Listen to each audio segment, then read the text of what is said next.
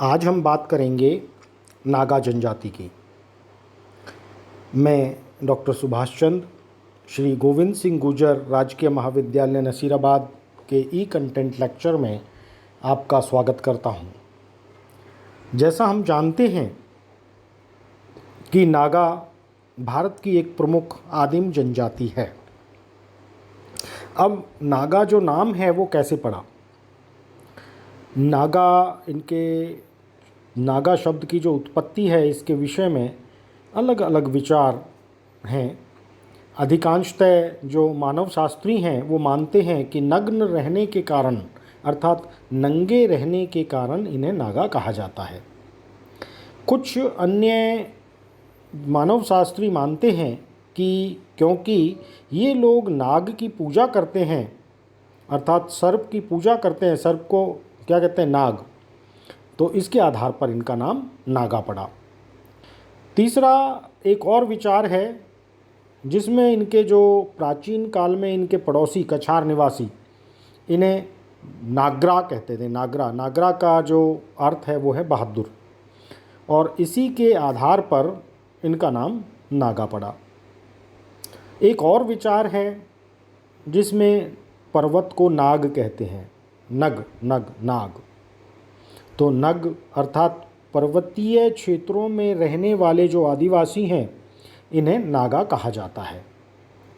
तो इस तरह से अलग अलग मानव शास्त्रियों के अलग अलग विचार हैं, लेकिन अधिकांशतः कि ये लोग नग्न अवस्था में रहते थे, बहुत कम वस्त्र पहनते हैं, इस कारण से इनको नागा कहा जाता है।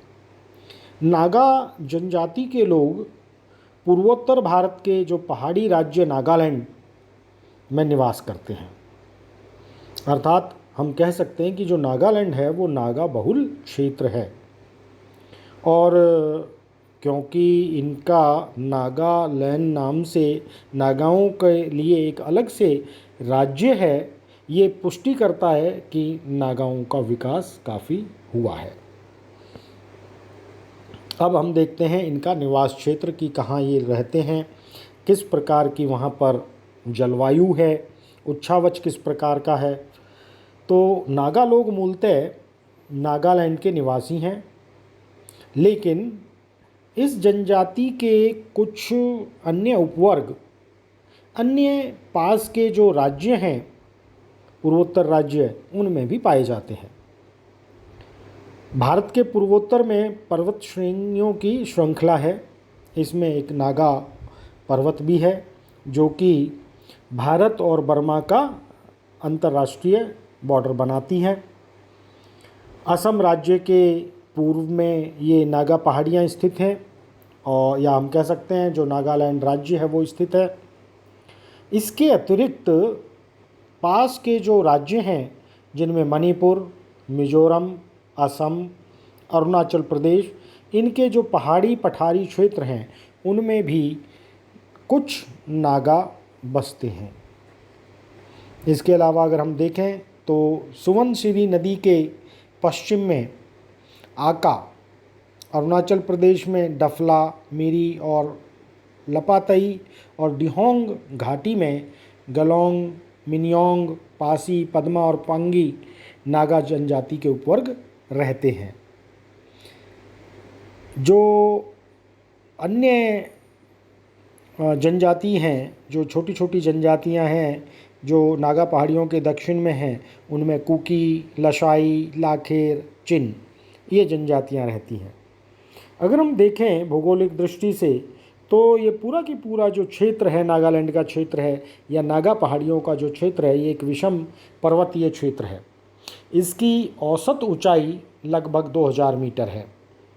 जो नागा पहाड़ियाँ हैं वो दक्षिण पश्चिम से उत्तर पूर्व की दिशा में फैली हुई हैं, और इनका जो ढाल है वो पश्चिम की ओर है। अर्थात इससे निकलने वाली जो छोटी छोटी नदियाँ हैं वो उत्तर पश्चिम की ओर प्रवाहित होती हुई ब्रह्मपुत्रा नदी में मिल जाती हैं। इसके उत्तर पूर्व में पटकोई की पहाड़ियाँ, दक्षिण में मणिपुर और अराकान की पर्वत श्रेणियाँ हैं। ये पूरा की पूरा क्षेत्र ऊंचा नीचा कटा फटा और वनों से आच्छादित है। अगर हम यहाँ की जलवायु की बात करें तो क्योंकि ये ऊंचाई पर है क्षेत्र, इस कारण से यहाँ की जो जलवायु है वो उष्ण आर्द्र प्रकार की है।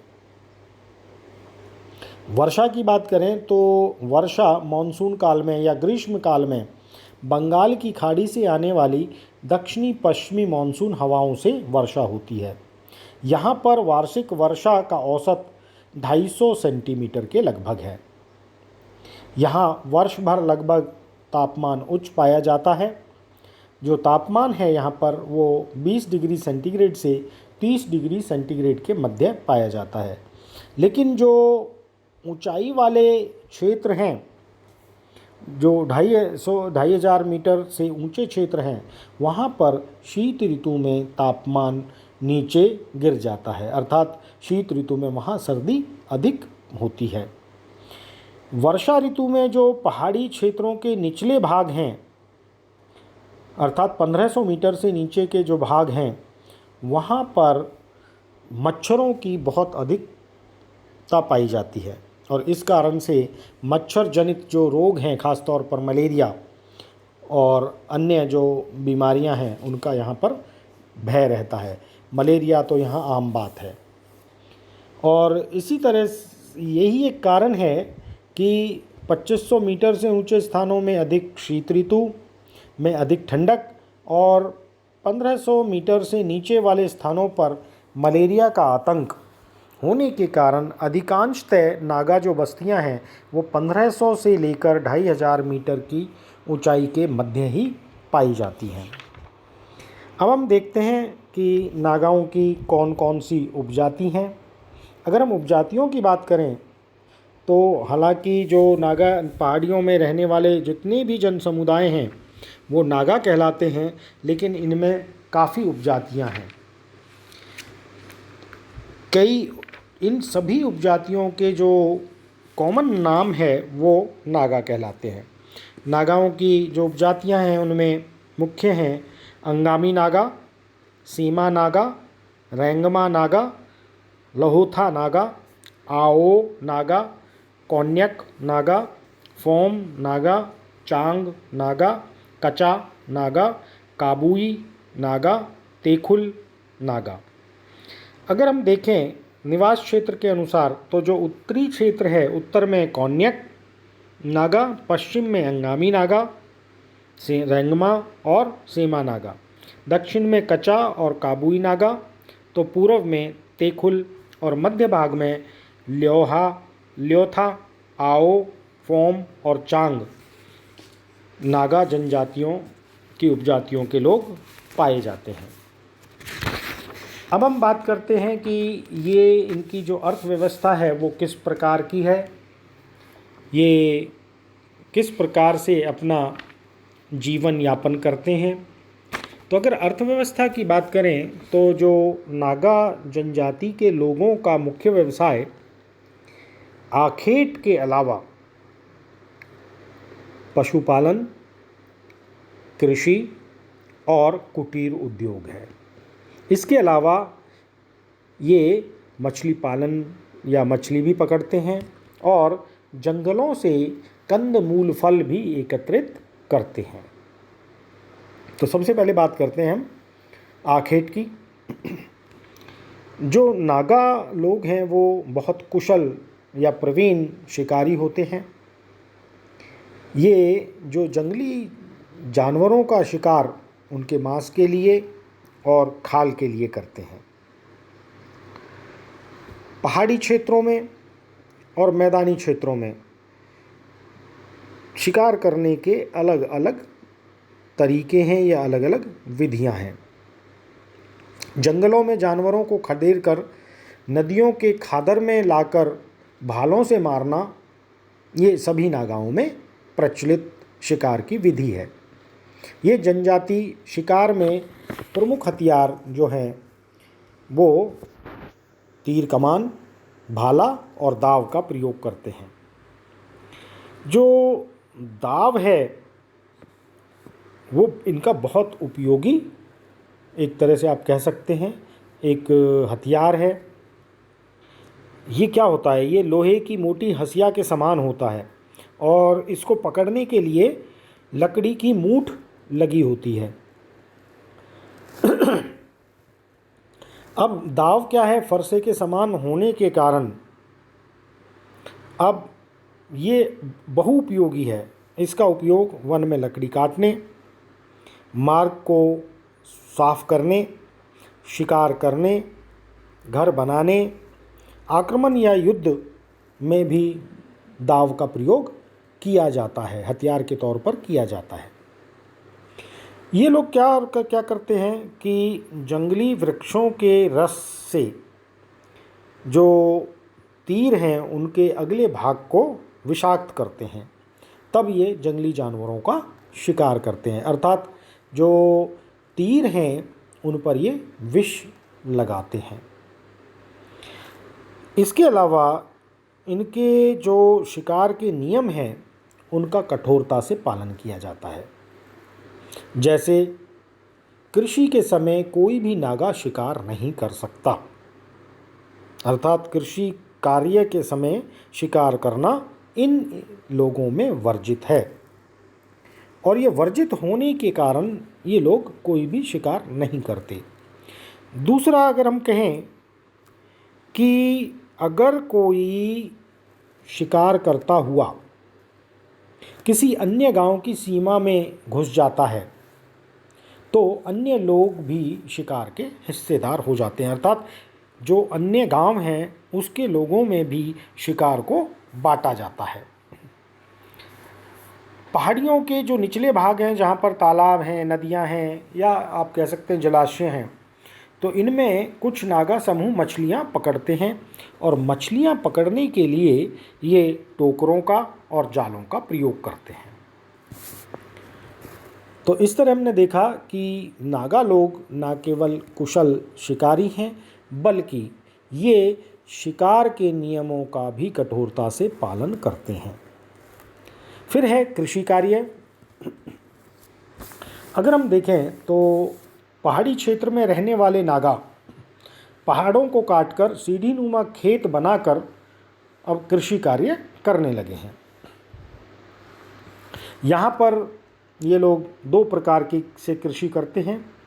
एक स्थायी खेतों वाली कृषि, जो अधिकांशतः जो निचले भाग हैं उनमें खेतों में प्रतिवर्ष चावल की फसल उगाई जाती है और स्थायी कृषि की जाती है। दूसरा, स्थानांतरणशील कृषि, जिसे झूमिंग कृषि भी कहते हैं। इस कृषि में सबसे पहले पहाड़ियों और सघन वनों में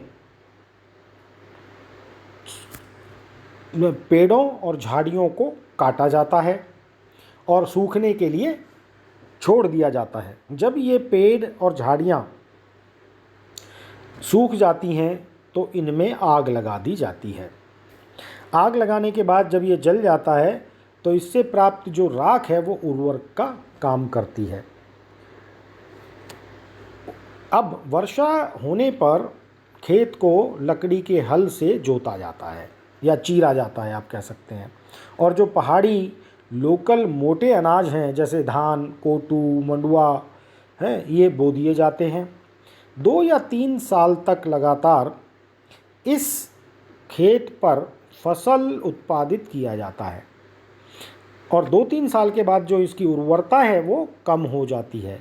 जब उर्वरता कम हो जाती है तो इसे परती छोड़ दिया जाता है और फिर अगले साल पुनः नए स्थान पर जंगल को साफ किया जाता है, खेत बनाया जाता है और पूरे जितने भी हैं कि खेत बनाकर पेड़ और पौधों को काटा जाता है, आग लगाई जाती है और बहुत आदिम तरीके से बीज बो दिए जाते हैं। इस प्रकार की कृषि में उत्पादन बहुत कम मिल पाता है क्योंकि यह कृषि पद्धति अत्यंत प्राचीन और पिछड़ी हुई है। दूसरा जो है, ख़ास तौर पर इनके नागाओं के कुछ विशेष वर्ग हैं, अंगामी नागा खास तौर पर पहाड़ी क्षेत्रों पर सीढ़ीदार खेत बनाते हैं और उसमें कृषि करते हैं। जो कि स्थायी कृषि करते हैं। आजकल खास तौर पर ये स्थायी कृषि पर ज़्यादा ध्यान देने लगे हैं। ये लोग पर्वतीय ढालों पर कई सौ मीटर तक लंबे संकरे सीढ़ीदार खेत बनाते हैं। मिट्टी और पत्थर की मेड़ बनाकर मिट्टी के कटाव को रोक देते हैं और पहाड़ी नदियों से छोटी छोटी नहरें या नालियां बनाकर खेतों तक सिंचाई के लिए पानी पहुंचाते हैं। मणिपुर की निचली घाटियों में रहने वाले कुछ नागा स्थायी कृषक भी हैं और इस प्रकार नागा लोगों की जो अर्थव्यवस्था है वो कृषि आधारित है। अर्थात हम कह सकते हैं कि ये कृषि उत्पाद पर भी बहुत निर्भर करते हैं, लेकिन जितना उत्पाद यहाँ उत्पन्न होता है वो इनके लिए अपर्याप्त होता है। इसलिए ये इसको पूरा करने के लिए कृषि के साथ साथ पशुचारण भी करते हैं, पशुपालन भी करते हैं। जो वन क्षेत्र या झाड़ियाँ हैं यहाँ पर, वो इस कारण से यहाँ पर चारा सदैव उपलब्ध रहता है। पशुओं से ये मांस और दूध प्राप्त करते हैं और पशुओं को खेती के कामों में भी उपयोग में लेते हैं। खास तौर पर जो धान की कृषि या निचले स्थानों पर ये जो कृषि करते हैं उनमें ये पशुओं को उपयोग में लेते हैं। तीसरा जो इनका अर्थव्यवस्था का हिस्सा है वो है कुटीर उद्योग। कुटीर उद्योग में जो नागा हैं वो इनके यहाँ पर श्रम विभाजन बहुत कड़ाई से पालन किया जाता है और कुछ वर्ग हैं जो कपड़े, मोटे कपड़े बुनने का कार्य करते हैं। तो कपास उगाने, सूत कातने, कपड़ा बुनने का जो कार्य है वो अलग अलग उपजाति के लोग करते हैं। मिट्टी के बर्तन अलग वर्ग के लोग बनाते हैं। जो इनमें लोहार हैं उनका स्थान बहुत विशेष होता है क्योंकि वे लोहे के तीर कमान, दांव, हंसिया ये या फिर भाला बना कर देते हैं। तो जो लोहार है वो प्राय सभी गांवों में पाया जाता है क्योंकि ये जो लोहा है वो पड़ोसी नगरों से खरीद कर लाते हैं और इसे लोहे को गलाने के लिए लकड़ी के कोयले का उपयोग करते हैं। इसके अलावा जो कुछ नागा लोग हैं जो निचले स्थानों पर मछली, टोकरियों से मछली ये पकड़ते हैं।